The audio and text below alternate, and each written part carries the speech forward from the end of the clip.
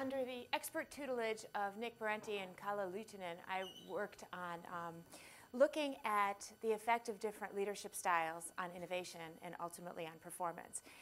And this work was born in my qualitative research, where I looked at how leaders use conversation in order to either spur or to encourage innovative strategic outcomes. And the sort of golden nugget that came out of the qualitative work that spurred this quantitative work was that the leaders that I spoke to were less concerned about the elements of a good conversation and much more interested in whether they personally could achieve a balance between really encouraging the participants in a conversation to create emergent conversational contributions and their own directive urges to get to some kind of an implementation conclusion. So with that in mind, I created a model that I would look at then on a quantitative level. So I started with transformational and transactional leadership. Now this is something that's been around in the literature for about 30 years. It has very well-developed definitions, and you know who these people are. So transformational leaders, or what the leadership gurus today will tell you, are the people we all want to be, right? Inspiring, charismatic, people who are aligned not only with their organization strategy, but with your very thoughts, people who encourage their participants and their followers to really contribute and to bring out the best in themselves. On the flip side of this dichotomy, transactional leaders are the ones who tend to be a little bit more directive in their style, whose approach may be what people might call command and control, and who will readily use incentives, financial and otherwise, to spur their followers to meet some kind of an organizational objective. I then took a look at innovation, and I said, okay, in the innovation world, starting in 1991, James March created for us an incredible dichotomy that's been richly discussed in the literature that's called exploration and exploitation. Exploration is when an organization looks way beyond itself. You might even call it radical innovation, to get ideas that come from outside of an industry, that come really from someplace completely new to the company and really represent something really radical. Where exploitation is where a company still improves and innovates, but looks closer to home for its ideas. They might look at existing customers, they might look at an existing industry, but it's something that's a little closer and nearer and dearer to what they do today. And then because in my data set, which I'll explain to you a little bit later, I was fortunate enough to have public companies, I used as my dependent variables 3-year cumulative average growth revenue returns on EBITDA, which is earnings before interest, taxes, and amortization, depreciation and amortization, and I was able to use net revenue for a 3-year growth. But then as I looked at this, I thought, okay, what does the existing literature tell us? Well, there's a lot that's been done between the median variables and the dependent variables. In particular, folks have looked at whether, in fact, radical and incremental innovation drive revenue growth, and in particular, whether the combination of the two, or what's sometimes called ambidexterity, in addition to the kind of ambidexterity that Sri described, whether those, in fact, drive revenue. And in fact, they found, yes, they do. That both exploration and exploitation through certain innovation processes drive revenue growth or sales growth, but also that the combination of the two drives revenue growth. In addition, the literature looks at transformational and transactional leadership to say, how do those things drive the mediating variables? And in a relatively recent thread of literature, it's been demonstrated that transformational leadership tends to drive exploration, or very radical innovation, and transactional leadership tends to drive exploitation, which is more incremental leadership. And if you think about it, you know, these kind of make sense. But I wasn't comfortable looking only at this idea of where you find your ideas. I also wanted to think about, well, when you find an idea, how do you actually let it permeate the organization, and how do you share these ideas in such a way to make them make more sense? And so I broke up exploration into two concepts, and again, I leaned on some other literature. You know, obviously, you can't create anything from whole cloth, but I leaned on some literature that said that when you share ideas from the bottom up and horizontally in an organization, that has a tendency to relate to exploration. And so I broke it up into explore how and explore where represents where you find a radical idea, and how represents how you might share that idea.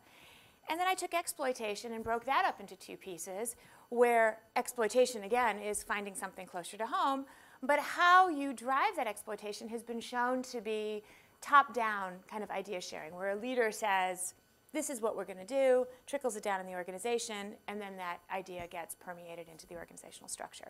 So there's some interesting literature out here that talks about those things.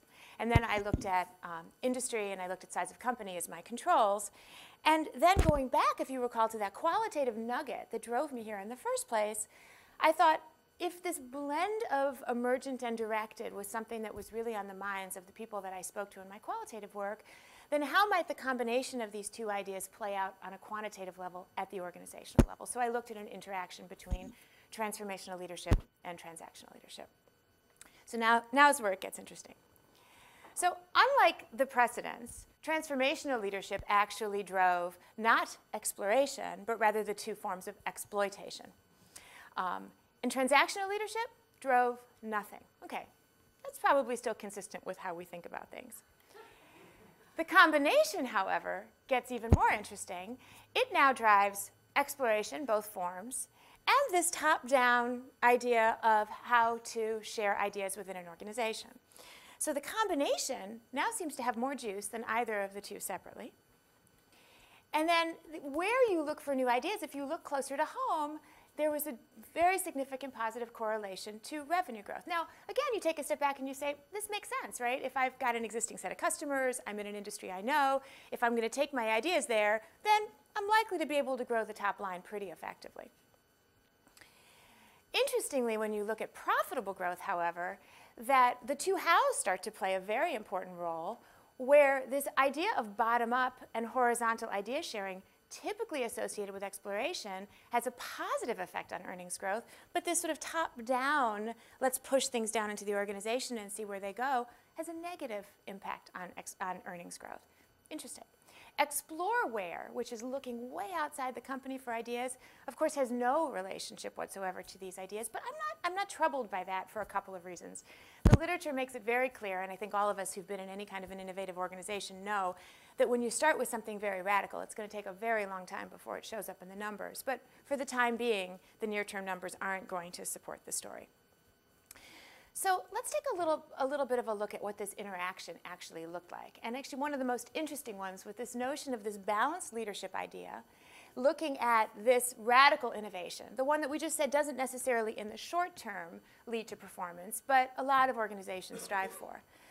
So this is where it gets a little bit interesting again, because if you look at the effect of transformational leadership on the horizontal axis to radical innovation on the vertical axis, you see that transformational leadership actually does help to drive that innovation process.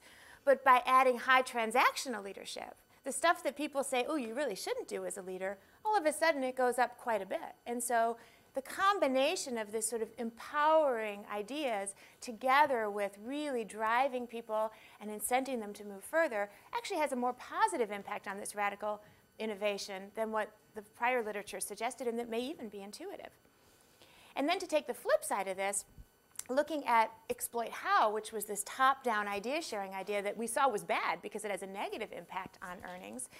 When you take a look at the relationship, if you have high transformational leadership and low transactional leadership, meaning that you're doing the stuff that all these leadership gurus tell you that you should do, then you're going to be very, very high on the stuff you don't want, the stuff that actually doesn't help your earnings. But if you have low transactional leadership, it starts to bring down or mitigate the process by which you actually negatively affect your earnings. So all of a sudden, these results are kind of counterintuitive. So you sort of say to yourself, all right, who's answering these questions? Because the answers are kind of counterintuitive. So I thought, well, says who, right? So I was able, fortunately, to work on an existing data set that under a confidentiality agreement and a restriction agreement had been gathered by a global management consulting firm for over 7 years. The data set's actually quite significant, but when I pared it down to public companies, I was able to look at over 80,000 individual responses in 111 public companies in 42 countries. I used 33 questions of the original 152 question survey, but I was able to actually, using the information that the source firm had, get separately derived earnings and revenue data, which really helped the model to have a robust power. And so as a result, there's a suggestion that the practitioners are saying something fundamentally different, because every person who answered this question is a practitioner, than what the academicians have been saying historically about leadership and innovation. So what? Well, I think the interesting so what's that come out of this are, one, beware this engage, empower, and inspire mantra that we hear all over the trade press, because it appears that transactional leadership actually counts for something. And so, a little bit of that command and control goes a long way to helping transformational leaders be even more effective at what they're trying to do. And second, while finding new innovation ideas is really important to top-line growth, how you share those ideas and how you create an environment for sharing within your organization really is what's going to help you decide how you unleash your profit. And so there's a two-part piece to this that the literature is just now beginning to unpack, and I'm kind of delighted to be part of that conversation. So that's it. Thanks.